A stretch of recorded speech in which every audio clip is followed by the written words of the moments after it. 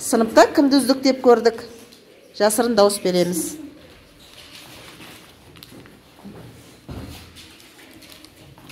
Партаның шетіне қоя салыңыз.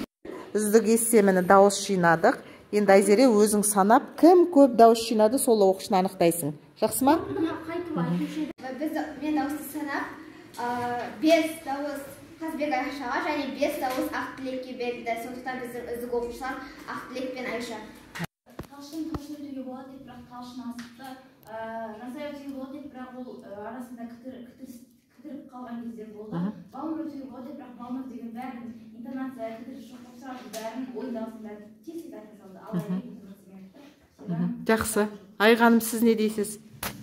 Мен ойымша, Айбек өтуге керек, себебі мысалы Жансая, Талшын және Балмұр жақсы жаттаған, бірақ оларда мысалы интонация, кідіріс деген нені оның тиген жоқ. Дұрыс соблюдать еткен жоқ. Айғаным? Айғаным 6. Марғұлан 6. Спорный болып тұр. Ақниет 1, Жас 3, Балмұр 2, Жанел 5.